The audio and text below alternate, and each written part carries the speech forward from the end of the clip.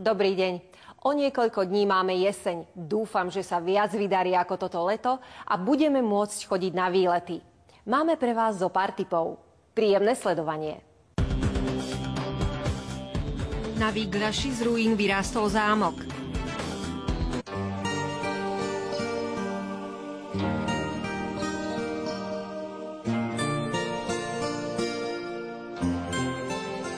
Všetci Výgľašania sa veľmi potešili tomu, čo sa tu na Výgľaskom zámku stalo. A ja tiež, ako sa prechádzam Výgľaským zámkom, tak rozmýšľam nad tým, že asi nikomu na svete sa neprisnil taký krásny sen, ako výsledok sa dostavil. Pán Sliacky sa narodil pod zámkom a v jeho blízkosti žije aj teraz. Má k nemu špecifický vzťah. Tieto kamene, ktoré tu vidíme, a my sme tam alebo hrali karty, alebo sme sa tu hrávali na skrývačky a vyklepávali sme sa práve na tej okrúhlej skale. Už vtedy sa zaujímal o architektúru zámku. Dobre si pamätá, ako vyzeral kedysi. Aj na základe toho dnes prichádza s vlastnou teóriou o jeho histórii. Vraj tam ešte predtým, ako dal Výgľašský zámok postaviť Ľudovít Veľký, stála budova. Domnieva sa, že išlo o templársku kaplnku. O prítomnosti tohto rádu na Výgľaši sa dočítal aj na maďarských webových portáloch. Musela tu byť veľmi dôležitá budova, keďže ju Ľudovít nedal zbúrať. Bol nútený len pristaviť k tej dôležitej budove svoj zámok.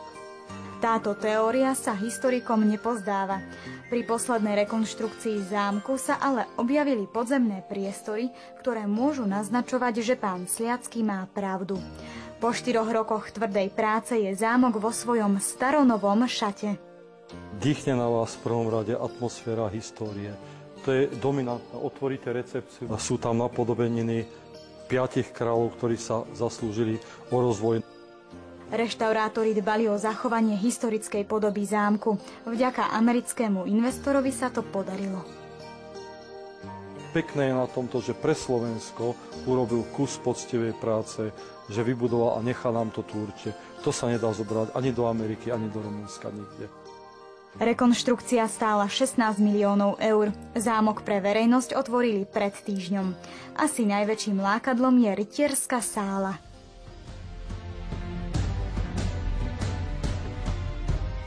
Sme sa zamerali práve na ten stredovek.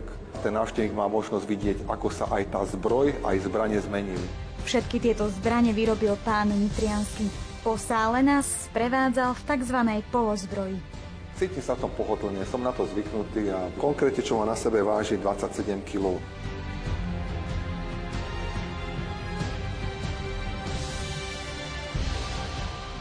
Táto zbroj zatiaľ nie je kompletná, patrí však kráľovi, ktorý bol tu na Výgľaši ako doma.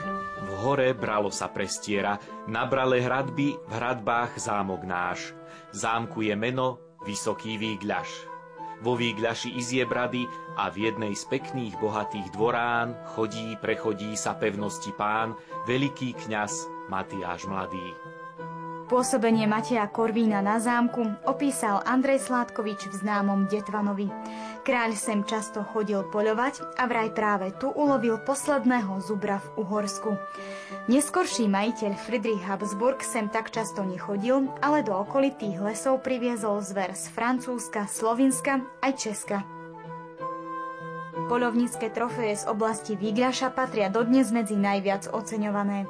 Ak sa sem vyberiete, odporúčame preto vo vynovenom zámku ochutnať poľovnícku kuchyňu.